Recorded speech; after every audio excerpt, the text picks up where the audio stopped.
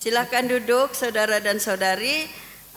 Kalau kamu tidak lihat saya, dengar suara saya ya. Oke, firman Tuhan yang kita akan belajar pada hari ini diambil dari Kejadian pasal 26 ayat 17 hingga 33 sesuai dengan tema kita pada tahun ini, yaitu memberi ruang. Dan minggu ini adalah minggu ketiga di mana kita mau mengkaji dan memahami serta mendalami tema ini, memberi ruang, dan diberi tajuk sumur lama digali semula atau sumur lama digali kembali. Nah, sumur ialah perigi kalau bahasa kita di sini. Ya, nah mari kita melihat petikan ini, Kejadian pasal 26 ayat 17 hingga 33. Dan untuk petikan ini saya memberi tajuk memberi ruang demi perdamaian dan kesatuan. Ya, memberi ruang demi perdamaian dan kesatuan. Nah, bayangkan kalau kamu duduk di kerusi dan bersempit-sempit. Lalu kamu lihat, oh ada ruang di depan. Kamu pindah ke depan supaya orang yang sebaris dengan kamu berasa selesa. Memberi ruang untuk keselesaan orang lain. Ya, atau bayangkan kalau pikiran pasangan kamu kusut. Kamu memberi ruang kepada dia dengan bertanya berbagai-bagai soalan. Kamu beri ruang emosi kepada dia. Kamu memberi dia ruang untuk merenungkan dan memikirkan bagaimana dia menyelesaikan masalahnya. Nah, itu juga memberi ruang. Ya. Ataupun ruang boleh dimengerti sebagai ruang secara jasmani. Tapi ruang juga boleh dimengerti sebagai ruang secara emosi dan secara mental, ya. Jadi memberi ruang maksudnya kita memberi tempat secara jasmani, memberi tempat secara emosi, memberi tempat secara mental, lebih-lebih lagi memberi ruang secara rohani. Tahun lalu saya berdoa untuk salah satu anak saudara saya yang jarang-jarang pergi ke gereja. Saya terbeban, saudara dan saudari. Puji Tuhan, tahun ini sudah 2 minggu dia datang setiap hari Minggu. Saya memberi ruang kepada dia, saya tidak memarahi dia, saya tidak bersoal jawab dengan dia. Tetapi saya berdoa, memberi dia ruang untuk memikirkan betapa pentingnya beribadah kepada Tuhan. Tanpa menginjil, tanpa membawa ayat Alkitab kepada dia, hanya melalui doa. Dan hari ini saya kata, puji Tuhan, kamu tahukah saya berdoa untuk kamu. Dan Tuhan menjawab doa. Jadi kadang-kadang dalam kehidupan kita perlu memberi ruang kepada orang lain, supaya orang lain juga boleh memikirkan dan membuat keputusan, dan dia mengalami berkat Tuhan. Dia memberi ruang kepada orang lain dengan menyelesaikan konflik secara damai. Nah, ini yang kita lihat pertama, ya, isi yang pertama. Dia memberi ruang kepada Raja Abimelek karena dia tidak mahu perbelahan atau pergaduhan atau peperangan berlaku. Kenapa di Timur Tengah perang terus? Sejak saya kanak-kanak sampai sekarang masih berperang. Karena tiada yang mahu memberi ruang. Semua mau menang. Semua mau berkuasa.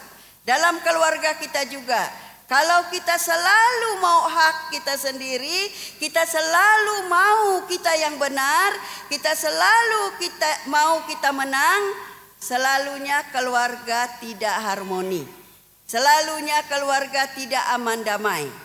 Tetapi Ishak berbeza.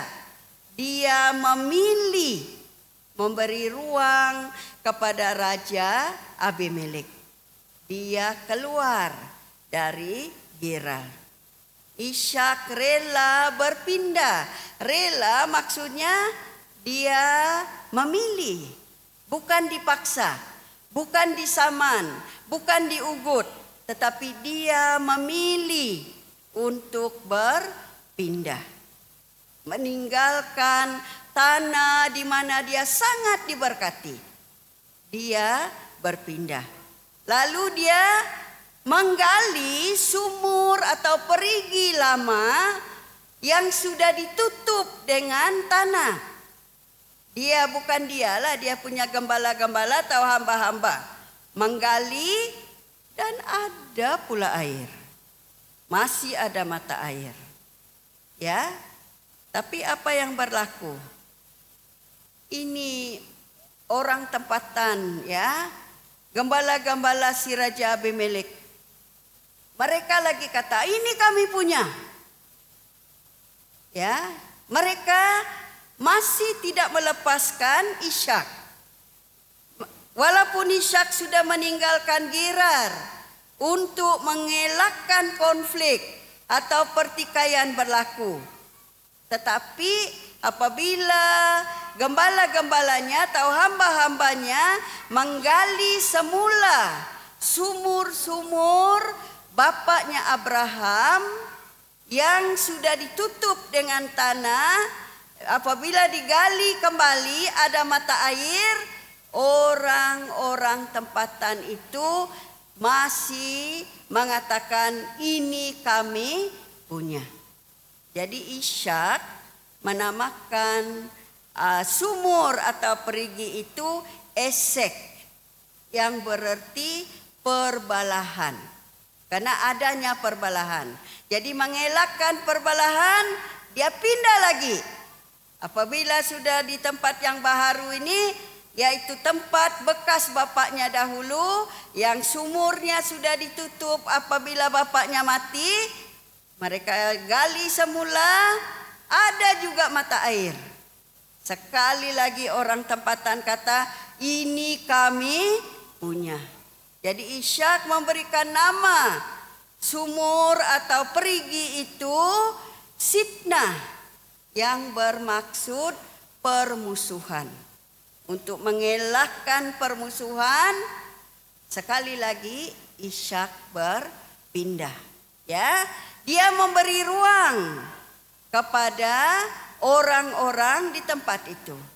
Ya, dia memberi ruang supaya tidak ada perbalahan, supaya tidak ada permusuhan, supaya tidak ada pertengkaran, supaya tidak ada peperangan. Lalu dia pergi ke tempat lagi yang lain dan menggali lagi sumur yang sudah tertutup itu, dan sumur itu ada mata air. Tapi mujurlah. Orang-orang tersebut tidak lagi mengatakan sumur itu mereka punya. Dan Ishak menamakan sumur itu Rihobot. Ya, Rihobot maksudnya ruang ataupun bilik. Jadi kita boleh melihat isi yang kedua, Ishak dia memberi ruang kepada Allah untuk menyediakan dan menyatakan kesetiaannya. Itu sebab kita lihat setiap kali Ishak berpindah, Allah dengan setia menyediakan sumur. Bukan sumur sahaja, bukan sumur kering, tapi sumur yang mempunyai mata air. Yang ada air yang boleh digunakan, baik untuk masak, dan juga untuk pertanian. Jadi di sini saudara dan saudari, kita melihat bagaimana Ishak pertama tadi dia memberi ruang kepada orang lain supaya apapun perbelahan, apapun pertikaian, apapun permusuhan dapat diatasi secara damai. Dalam kita punya kehidupan pun banyak kali juga kita menghadapi konflik. Konflik dari segi pendapat, ya, konflik dari segi membuat keputusan, konflik dari segi membuat pilihan, dan macam-macam konflik. Kita ada cara kita, orang lain ada cara lain. Dalam keluarga sendiri, dalam tempat kerja, di sekolah, di mana-mana pun kita berada. Kadang-kadang jumpa dokter pun ada konflik. Kita bagi tahu ini penyakit kita, dia bagi tahu tidak, penyakit kamu begini. Ya, kalau kita mau juga bertengkar, tidak dirawatnya kita, ya. Tetapi kalau kita bagi ruang kepada dia, dia akan mendiagnose dan menemui penyakit kita. Lain tidak ada kesempatan untuk mengembangkan kurnia pelayanan mereka. Nah, dalam konteks dunia pelayanan, kita juga harus berbagi-bagi pelayanan, melihat kurnia masing-masing supaya kita sama-sama menjadi berkat kepada orang lain. Nah, Ishak menariknya, ya, dimanapun dia berada, dia diberkati. Bukan dia saja diberkati, orang yang di sekelilingnya diberkati. Luar biasa kan? Kamu kata bagaimana dia orang sekeliling diberkati? Bayangkan kalau dia punya tanah pertanian berhektar-hektar. Orang dapat kerja, orang bekerja dapat sara hidup. Bukankah itu memberkati orang lain? Nah, kenapakah Ishak begitu diberkati? Ini berbalik kepada janji Tuhan dengan bapaknya Abraham. Ya, kalau kita lihat di dalam Kejadian 12, apabila Allah memanggil Abraham dan Sarah untuk meninggalkan sanak saudara, tanah tumpah darah mereka untuk ke tempat yang tidak diketahui, Allah berjanji kepada mereka. Allah berkata, mereka diberkati dimanapun mereka berada, mereka diberkati dan mereka menjadi berkat kepada orang lain.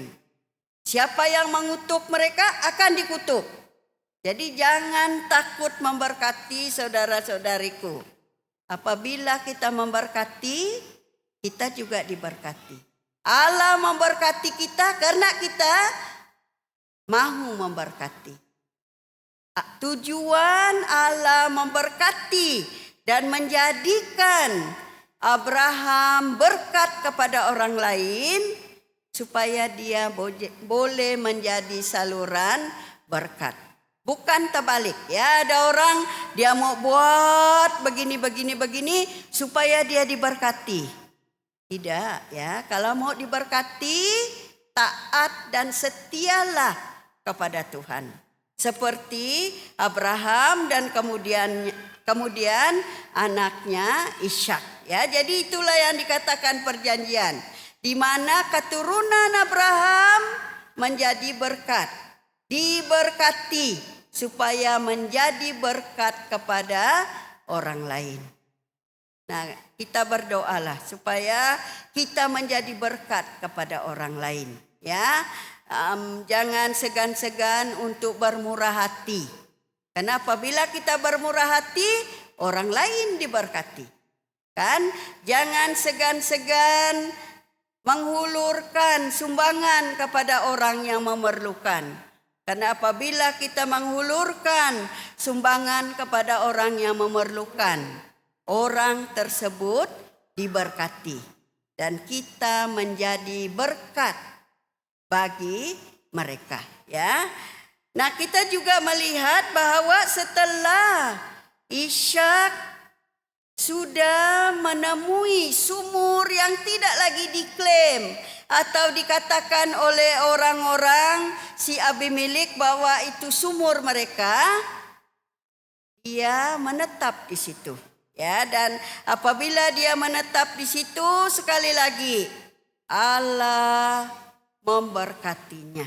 Ya, Rehobot, sumur yang dinamakan Rehobot melambangkan campur tangan Allah. Campur tangan Allah karena Ishak memberi ruang kepada Allah untuk menyatakan kesetiaannya. Dalam arti kata yang lain, kalau kita percaya Allah akan menyediakan, kita tidak perlu takut kerugian. Nah, ini kata-kata biasalah ya. Kalau kita percaya bahwa Tuhan menyediakan. Tuhan menyediakan keperluan kita. Kita tidak perlu takut untuk bermurah hati. Kita tidak perlu takut untuk kerugian. Kita tidak perlu takut untuk berkongsi berkat. Karena Allah akan menyediakan. Nah, inilah pelajaran kedua yang kita belajar daripada petikan ini. Ya, contoh Ishak yaitu anak Abraham, di mana dia memberi ruang kepada Allah untuk menyediakan. Menyediakan apa?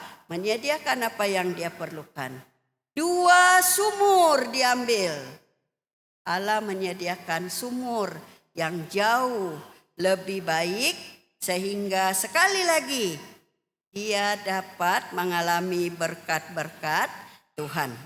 Oke, ketiga kita melihat bahwa memberi ruang kepada diri sendiri untuk Allah menyatakan rancangannya. Memberi ruang kepada diri sendiri, kepada diri kita secara pribadi, untuk atau supaya Allah Tuhan kita menyatakan rancangannya. Kadang-kadang kita mau pegang apa yang kita sudah ada, ya, katakanlah pekerjaan lah contohnya, ya, atau kedudukan. Sehingga kita berasa terancam kalau ada orang yang lebih muda, lebih berpendidikan daripada kita. Wih, nanti dia ambil saya punya tempat, biar saya di sini. Bersara pun tidak mau bersara juga. Ya, saudara dan saudari, kalau Tuhan berbicara kepada kita dan berkata, masanya lah kamu berpindah, pindahlah. Kalau Tuhan berkata kepada kita, berilah laluan kepada yang muda, berilah. Supaya kita juga dapat mengalami bagaimana Allah menyatakan rancangannya kepada kita. Ya, kita ambil contoh lah Ishak, ya. Ishak apabila dia memberi ruang dalam hidupnya untuk Allah dan membenarkan Allah yaitu Tuhan, Allah dengan setia melaksanakan janji-janjinya dalam perjanjian. Ya, jadi saya ambil contoh lah. Kalau kita sudah lama dalam pelayanan itu dan kita lihat, oke, ada orang muda perlu dilatih. Kurnia mereka perlu diasah, diberi peluang. Kita latihlah mereka, jadikanlah mereka pelapis. Supaya mereka juga dapat mengalami berkat Tuhan dan menjadi berkat kepada orang lain. Kita sendiri pasti Tuhan akan menyatakan rancangannya yang jauh lebih baik. Ya, jauh lebih baik. Mungkin ya kita tidak dapat bayangkan. Kadang-kadang apa yang berlaku kepada kita tidak pernah kita bayangkan waktu kita muda-muda dahulu. Ya, tetapi ya Allah bekerja ya apabila kita memberi diri kita sendiri ruang untuk Allah menyatakan rencananya. Kita membenarkan Allah. Kadang-kadang kita tutup hati kita, tutup pikiran kita. Malah kita menutup masa depan kita sendiri. Karena kita tidak membenarkan Allah yang setia melaksanakan rancangannya atau janji-janjinya kepada kita. Dalam konteks ini janji-janjinya dalam perjanjian di mana dia mau menjadikan setiap kita yang ada di sini sebagai berkat kepada orang lain. Ya, berkat kepada orang lain. Nah, saudara dan saudari, apabila Ishak memberi ruang kepada Raja Abimelek, memberi ruang kepada Allah untuk menyediakan dan menyatakan kesetiaannya, memberi ruang kepada dirinya sendiri untuk Allah menyatakan rancangannya, kita melihat bagaimana Allah bekerja. Dia meninggalkan Giral di mana dia diberkati luar biasa, menjadi orang yang berkuasa dan kaya raya. Dia sanggup memberi ruang atau laluan kepada Abimelek. Dia mendengar apakah rancangan Allah. Apabila 2 sumur diambil, okelah ambil sajalah dia kata. Ada sumur yang jauh lebih baik lagi. Ya, dan ketiga apabila dia memberi ruang kepada dirinya sendiri untuk Allah, seperti lagu kita tadi ya, untuk Allah mengatur hidup kita. Dalam arti kata yang lain, untuk Yesus memimpin hidup kita. Nah, kita boleh melihat impaknya atau kesannya kepada Ishak. Janji-janji Allah dalam perjanjian dengan bapaknya Abraham terlaksana di mana-mana pun dia berada. Ya, dan kita lihat dalam ayat-ayat terakhir bagaimana Raja Abimelek bersama sahabatnya dan kepala pasukannya berjumpa dengan Ishak. Ishak, apalagi kamu mau daripada saya? Ini saya parafrasa lah ya.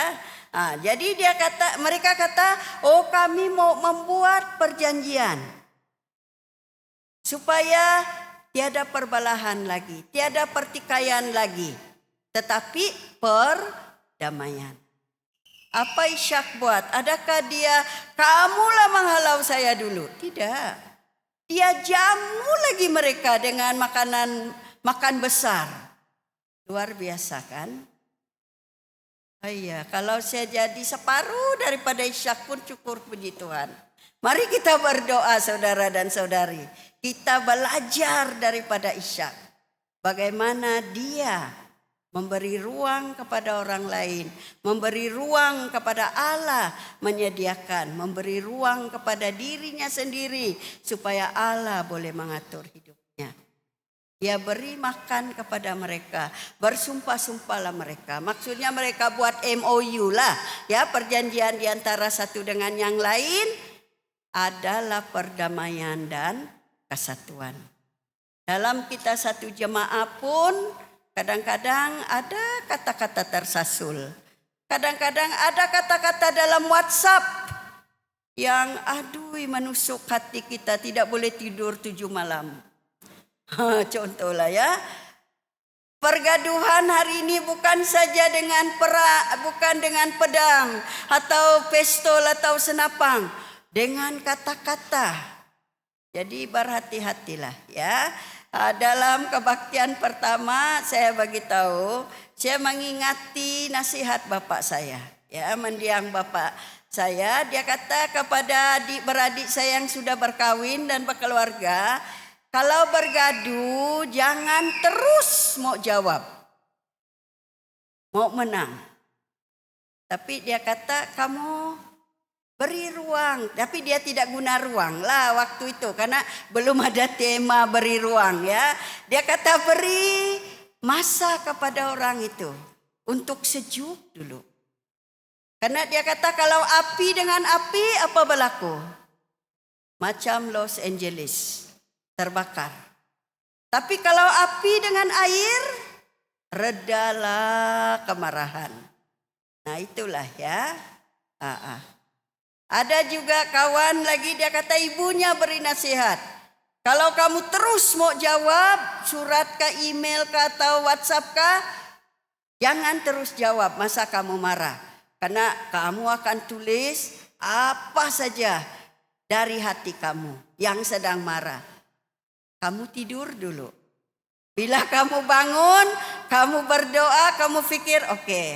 Dan berubah itu ayat. Terus jadi ayat yang menyayat hati, mendorong ya. Dan kalau pelajar-pelajar saya berselisih paham, kalau mereka datang, saya mendengar mereka. Kemudian saya kata, oke, kamu janganlah tidak berdamai sehingga matahari terbenam. Maksudnya sebelum matahari terbenam, berdamailah, bermaaf-maafanlah. Saudara dan saudari, marilah kita memberi ruang kepada satu sama yang lain. Supaya kita dapat menghadapi dan menyelesaikan apapun konflik, perbezaan pandangan dan sebagainya secara damai. Marilah kita memberi ruang kepada Allah untuk menyediakan keperluan kita. Seperti saya kata, saya ulang lagi, jangan berasa kerugian, jangan berasa takut bermurah hati. Karena Allah akan menyediakan. Marilah kita memberi ruang kepada Allah. Memberi ruang kepada diri kita sendiri. Untuk Allah mengatur hidup kita. Sesuai dengan nyanyian kita. Ya, biar Yesus yang memimpin dan mengatur hidup kita.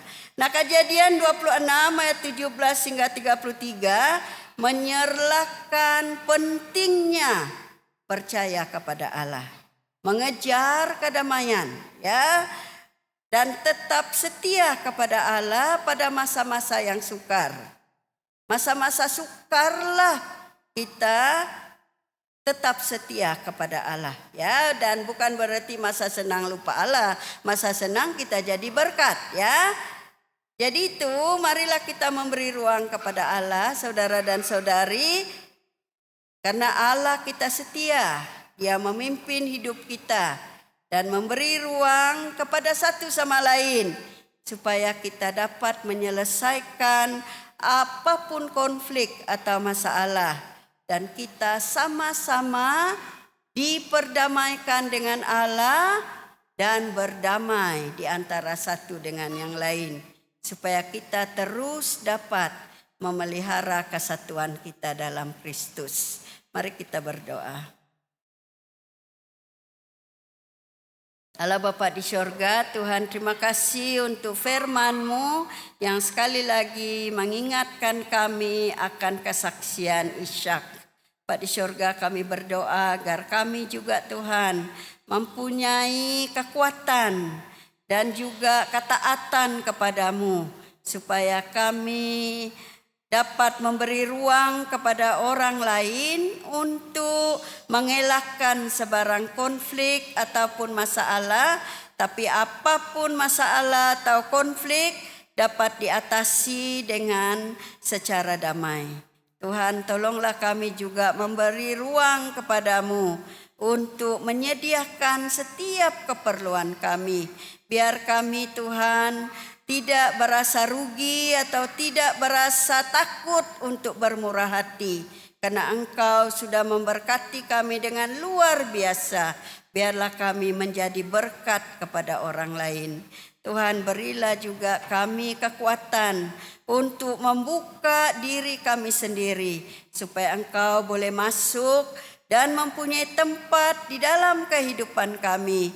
Seperti Ishak yang membina mezbah ketika dia sudah menemui sumur yang bermata air, yang berbual-bual dengan air, yaitu Rehobot Tuhan. Dia mendirikan mezbah, dia beribadah kepadamu karena dia tahu Engkaulah Tuhan, Engkaulah Allah yang taat dan setia kepada kami Tuhan, yang tidak membiarkan kami, malah Engkau menyediakan setiap keperluan kami dan Engkau mengatur atau memimpin seluruh hidup kami. Bapa di surga, berkatilah seluruh jemaah-Mu yang ada di tempat ini dan juga yang tidak dapat hadir pada hari ini.